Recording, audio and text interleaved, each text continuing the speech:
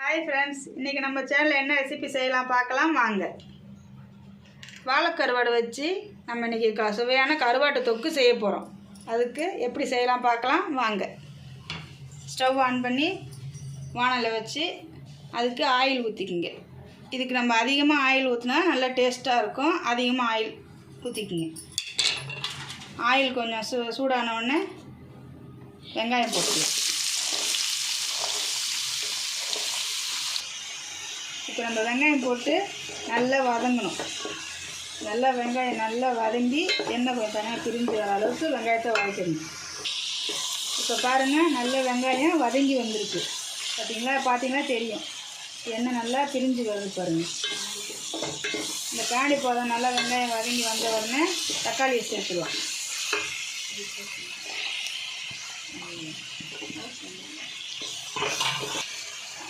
இப்போ நம்ம வெங்காயம் தக்காளி வதங்கிறதுக்கு கொஞ்சம் தேவையான உப்பு போட்டுக்கலாம். மஞ்சள் பொடி சேர்த்துட்டு தக்காளி நல்லா கரைஞ்சி வர அளவுக்கு வதக்கணும். இப்போ நம்ம வாசனைக்கு கருவேப்பிலை போட்டுக்கலாம்.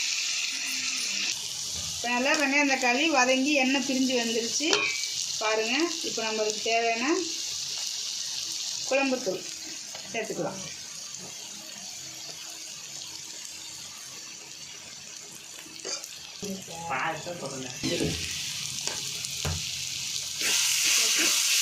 ரெண்டு நிமிஷம் வதக்கிடுங்க.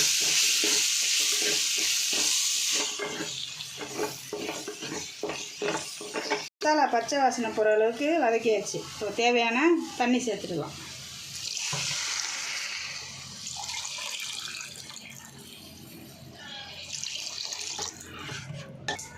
இப்போ நம்ம தேவையான அளவு தண்ணி சேர்த்து ஒரு 5 நிமிஷத்துக்கு மூடி கொதிக்க விடணும். நல்லா கொதித்து வந்ததுக்கப்புறம் அடுப்பை சிம்மில் வச்சுட்டு கருவாடை சேர்க்கலாம்.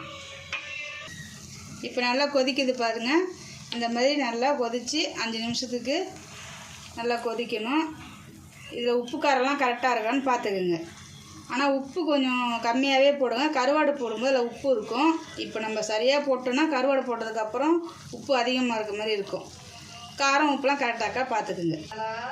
இப்போ நல்லா குழம்பு கொதித்து எண்ணெய் பிரிஞ்சு வந்துச்சு பாருங்கள். இப்போ நம்ம கருவாடை சேர்த்துக்கலாம்.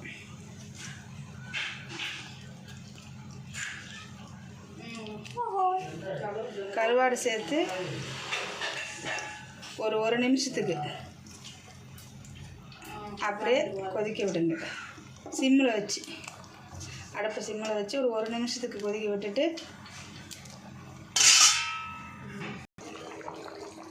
இப்போ கருவாடு போட்டு 1 நிமிஷம் ஆயிடுச்சு. கருவாடும் நல்லா வந்து ரெடி ஆகிடுச்சு. நம்ம கொத்தமல்லி தழை தூவி அடுப்பை ஆஃப் பண்ணி இறக்கி வச்சிடலாம். சூடான சாதத்தோடு கருவாடு தொக்கு சேர்த்து சாப்பிட்டு பாருங்கள். ரொம்பவே டேஸ்ட்டாக இருக்கும். சாப்பிட்டு பார்த்துட்டு டேஸ்ட் எப்படின்னு கமெண்டில் சொல்லுங்கள். மறக்காமல் நம்ம சேனல் லைக் பண்ணுங்கள், ஷேர் பண்ணுங்கள், சப்ஸ்கிரைப் பண்ணுங்கள்.